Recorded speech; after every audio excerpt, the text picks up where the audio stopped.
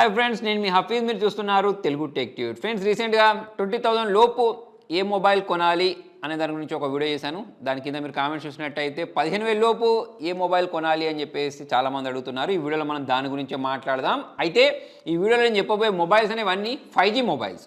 ఒకవేళ మనం 4G mobile కొనుక్కోవాలి అంటే 5Gతో పోల్చుకున్నట్టయితే కొన్ని ఫీచర్స్ అనేవి ఎక్కువ దొరికే అవకాశాలు ఉన్నాయి. కాకపోతే గుర్తుపెట్టుకోండి, ఆల్రెడీ ఇండియాలో 5G లాంచ్ అయిపోయింది కాబట్టి ఇక మనం 4G జోలికి వెళ్ళకుండా 5G వైపుకి వెళ్తేనే బాగుంటుందని చెప్పేసి నేను ఇందులో మొత్తం 5G మొబైల్స్ని ఇంక్లూడ్ చేయడం జరిగింది. నాకు 4G అయినా 5G అయినా ఒకటే అనుకునే వాళ్ళ కోసం నేను ఇంకొక వీడియో చేస్తాను ప్రజెంట్. సో మరి 5G మొబైల్స్ గురించి మాట్లాడితే ఆబ్వియస్లీ నేను ఇంతకుముందు చెప్పినట్టు 5G అనేది పక్కకి ఆడింది కాబట్టి కొన్ని ఫీచర్స్ అనేవి జంప్ అయిపోతాయి. సో అది కూడా మీరు గుర్తుపెట్టుకోండి. సో ఇలా మనం మొట్టమొదటి మొబైల్ గురించి మాట్లాడితే Moto G54 5G mobile. So ఇందులో మనకు MediaTek Dimensity 7020 ప్రాసెసర్ని యూజ్ చేశారు. సో మొట్టమొదటిసారిగా ఈ ప్రాసెసర్ అనేది వీళ్ళ మొబైల్లో యూజ్ చేయడం జరిగింది. మొట్టమొదటిసారి యూజ్ చేస్తుంది, చివరిసారి యూజ్ చేస్తుంది. మనకు అదంతా అనవసరం, కానీ మనకి ఏంటంటే పర్ఫార్మెన్స్ అనేది బాగుండాలి. పర్ఫార్మెన్స్ పరంగా చూసుకున్నట్టయితే డీసెంట్ పర్ఫార్మెన్స్ వస్తుంది. అయితే దీనిలో మనకు డిఫరెంట్ ర్యామ్ వేరియంట్స్లలో డిఫరెంట్ స్టోరేజ్లలో ఈ మొబైల్ దొరుకుతుంది. కాకపోతే ప్రజెంట్ ఇప్పుడు నేను ఫ్లిప్కార్ట్లో చూసినప్పుడు మాత్రం దీని ప్రైస్ అనేది 256GB వేరియంట్ దానికి 17,000 ఉంది. ఇక మీరు ఆ కార్డు ఈ కార్డు అది యూజ్ చేస్తే 16,000 చేంజ్ వరకు అయితే వస్తుంది. ఒకవేళ మనం తక్కువ స్టోరేజ్ తీసుకుంటే మాత్రం 15,000 లోపే వస్తుంది. సో ఇదైతే గుర్తుపెట్టేసుకోండి.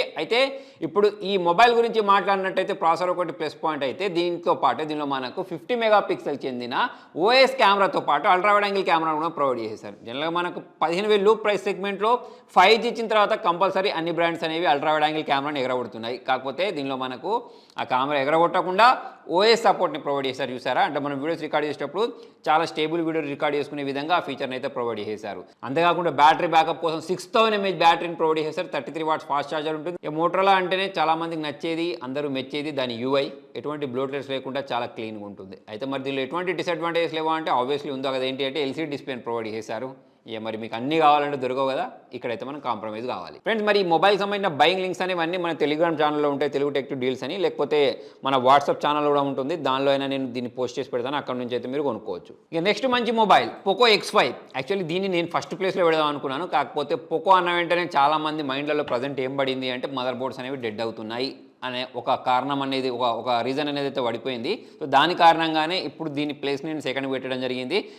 ఒకవేళ మీకు పోకో బ్రాండింగ్ తోటి ప్రాబ్లం లేదు అనుకుంటే మీరు ఫస్ట్ దీన్నే కొనుక్కోవచ్చు. దీనికి రీజన్ ఏంటంటే ఈ మొబైల్ అనేది లాంచ్ అయినప్పుడు 19,000 ఉండే, ఇప్పుడు మీకు 15,000 లోపే దొరుకుతుంది. అయితే దీనిలో యూజ్ చేసిన ప్రాసెసర్ స్నాప్డ్రాగన్ 695 ప్రాసెసర్. ఇక ఓల్డ్ ప్రాసెసరే అయినా కూడా ఇక మీకు 15,000 లో బడ్జెట్లో దొరుకుతుంది కాబట్టి ఓకే అని చెప్పేసుకోవచ్చు. అయితే దీని గురించి మాట్లాడితే 4K వీడియో రికార్డింగ్ ఉండదు. మరి ఎంతమంది మీలో 4K వీడియో రికార్డింగ్ చేస్తారనేది కింద కామెంట్లో రాయండి. ప్లస్ దీనిలో మనం యూట్యూబ్ వీడియోస్ చూసేటప్పుడు HDRలో మనం వీడియోస్ని చూడలేము. ఓన్లీ ఈ మొబైల్ అనే కాదు, స్నాప్డ్రాగన్ 695 ప్రాసెసర్ ఏ మొబైల్లో ఉన్నా సరే దాంట్లో ఈ ఫీచర్స్ అయితే మిస్ అయిపోతాయి. అయితే దీనిలో మంచి విషయం ఏంటి అంటే తక్కువ ప్రైజింగ్లోనే మనకు అల్ట్రా వైడ్ యాంగిల్ కెమెరా ఇస్తున్నారు. ఇది ఒక 5G మొబైల్, దాంతోపాటే మనకు దీనిలో AMOLED డిస్ప్లే కనిపిస్తుంది. సో ఇవి దీని ప్లస్ పాయింట్స్ అని చెప్పేసుకోవచ్చు. ఒకవేళ మీకు పోకో బ్రాండింగ్ తోటి ప్రాబ్లం లేదు అంటే ఈ మొబైల్ వైపుకి అయితే వెళ్ళొచ్చు. నెక్స్ట్ ఇంకొక మొబైల్ ఉంది, పోవో వాళ్ళ 5 Pro అని చెప్పేసి. మొబైల్ బాగానే ఉంటుంది, బ్రాండే. అంటే టెక్నో అన్న వెంటనే చాలామంది టెక్నో బ్రాండ్ కూడా ఉందా అని అడిగే వాళ్ళు చాలామంది ఉంటారు. మా ఫ్రెండ్స్లలో నేను ఈ మొబైల్ని సజెస్ట్ చేసినప్పుడు చాలామంది ఇదే అన్నారు. అయితే మొబైల్ చూడడానికి బాగుంటుంది. ఎవరైతే గేమింగ్ చేయాలనుకుంటూ ఉంటారో, ఎవరైతే నథింగ్ ఫోన్ని కొనుక్కోలేరో, అంటే లైట్లు ఉండే ఫోన్ కావాలనుకుంటారు సరే బ్యాక్ సైడ్ నుంచి, సో వాళ్ళకి ఈ మొబైల్ అనేది బాగానే అనిపిస్తుంది. అంటే ఈ మొబైల్ అనేది అవుట్డోర్లో తీసుకెళ్ళినప్పుడు డే టైంలో ఆ లైట్స్ అనేవి అంతా కనిపిస్తలేవు, కానీ మనం రాత్రి పూట ఈ మొబైల్ని వాడినప్పుడు మాత్రం లైటింగ్ అనేది బాగా కనిపిస్తుంది. ప్లస్ ఈ మొబైల్ గురించి మాట్లాడితే ఇందులో కూడా మనకు సూపర్ AMOLED డిస్ప్లే కానీ AMOLED డిస్ప్లే కానీ చూడడానికి కనిపించవు. ఓన్లీ మనకు LCD డిస్ప్లేని ప్రొవైడ్ చేశారు. ఇక అన్నిట్లలో మనకు ఆల్మోస్ట్ 120 Hz రిఫ్రెష్ రేట్ అయితే చూడడానికి ఉంటుంది. MediaTek Dimensity 6080 ప్రాసెసర్ని యూజ్ చేశారు. ప్రాసెసర్ అనేది డీసెంట్ ప్రాసెసర్, హీటింగ్ అవడం కానీ లేకపోతే అంటే ఈ ప్రైజింగ్ ప్రకారం ల్యాగ్ అవడం లాంటివి అయితే లేవు. ఇప్పుడు నేను ఇంతకుముందు చెప్పినట్టు ఈ టెక్నో బ్రాండింగ్ గురించి మాట్లాడినట్టయితే వీళ్ళ UI చాలా ఇంప్రూవ్ అవ్వాల్సిన అవసరం ఉంది. ఇన్ఫినిక్స్ వాళ్ళు బుద్ధి తెచ్చుకొని వాళ్ళ UIని చాలా ఇంప్రూవ్ చేశారు. వీళ్ళ UIని ఇంప్రూవ్ చేస్తే బాగుంటుంది. అయితే మొబైల్లో నాకు బాగా నచ్చింది ఏంటి తెలుసా, 5000 mAh బ్యాటరీతో పాటు 68 వాట్ ఫాస్ట్ ఛార్జర్ని ప్రొవైడ్ చేస్తున్నారు వీళ్ళు. అంటే తక్కువ ప్రైజింగ్లో వీళ్ళు ఈ ఫాస్ట్ ఛార్జర్ని ప్రొవైడ్ చేయడం, ప్లస్ మనకు ఈ మొబైల్ అనేది డిజైన్ అయినా కానివ్వండి, సో ఈ ప్రాసెసర్ అయినా కానివ్వండి డీసెంట్ది కాబట్టి అన్ని ఓవరాల్ చూసుకున్నట్టయితే మంచి ప్యాకేజ్. కాకపోతే ఈ ఒక్క టెక్నో బ్రాండింగ్ కారణంగానే నేను దీన్ని తీసుకుపోయి 3 నెంబర్లో పెట్టాను. ఒకవేళ మీరు టెక్నో బ్రాండింగ్ తోటి ప్రాబ్లం లేదు అనుకుంటే ఈ మొబైల్ని చూడొచ్చు. ఇక దాని తర్వాత ఒక 2 మొబైల్స్ ఉన్నాయి, Realme 11X అని చెప్పేసి, Narzo 60X అని చెప్పేసి. రెండు మొబైల్స్ సేమే. జనాలను అవలగాలం చేయడానికి వీళ్ళు రెండు పేర్లతోటి మొబైల్స్ లాంచ్ చేశారు. ఒకటి ఫ్లిప్‌కార్ట్‌లో దొరుకుతుంది, ఒకటి అమెజాన్‌లో దొరుకుద్ది. మరి మొత్తానికి ఈ మొబైల్స్ గురించి మాట్లాడినట్టయితే, అంటే రెండు మొబైల్స్ గురించి మాట్లాడినట్టయితే, ఏ మొబైల్ అనేది ఏ సైట్‌లో తక్కువకు దొరికితే ఆ మొబైల్‌ని కొనుక్కోండి. అంటే ఒక దాంట్లో 12,000 దొరికిందనుకోండి, ఒక మొబైల్ అనేది ఇంకొక దాంట్లో 13,000 దొరికిందనుకోండి, 12,000 దొరికిందే కొనుక్కోండి. రెండిట్లలో మనకు ప్రాసెసర్ పరంగా వేరే వాటి దేని పరంగా కూడా పెద్ద తేడా కనబడదు. అదే మీడియాటెక్ డైమెన్సిటీ 6100+ ప్రాసెసర్ యూస్ చేశారు. 120 Hz రిఫ్రెష్ రేట్ ఉంటుంది. ఇక మనకు అమోలెడ్ డిస్ప్లే అయితే చూడడానికి కనిపించదు అనుకోండి. 5000 mAh బ్యాటరీ ఉంటుంది, 33 వాట్స్ ఫాస్ట్ ఛార్జర్ ఉంటుంది.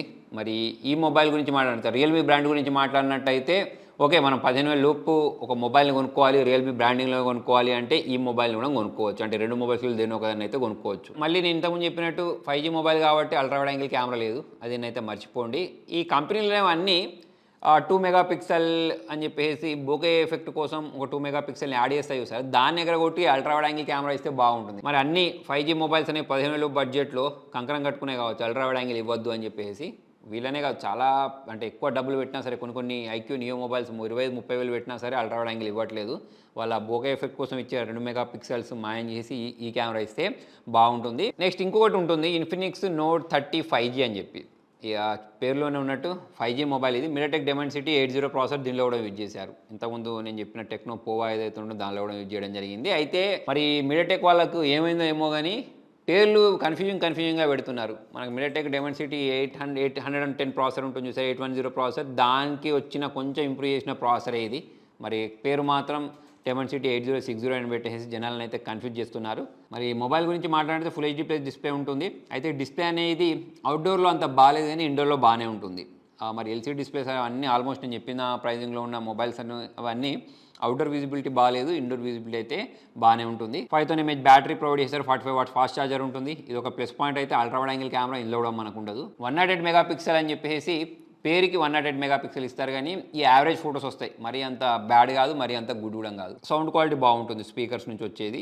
సో మరి దీనిలో అంటే మన ఇన్ఫినిక్స్ గురించి మాట్లాడినట్టయితే దీనిలో యూఐ అనేది కూడా మీకు ఒకవేళ నచ్చితే దీని వైపు కూడా వెళ్ళొచ్చు. ఇన్ఫినిక్స్ బ్రాండింగ్ తోటి ప్రాబ్లం ఏదంటే ఓకే, దీన్ని కూడా కన్సిడర్ చేయొచ్చు. ఈ మధ్య ఇన్ఫినిక్స్ వాళ్ళు మంచి మొబైల్స్ని లాంచ్ చేస్తున్నారు. సో మరి మొత్తానికి ఇది ఫ్రెండ్స్ ఇవాళ వీడియోలో. మరి మీరు ఇంకా ఏ ప్రైజింగ్లో మొబైల్ లిస్టులు కోరుకుంటున్నారు అనేది కింద కామెంట్లో రాయండి. వీడియో నచ్చినట్టయితే లైక్ చేయండి, షేర్ చేయండి. Thank you.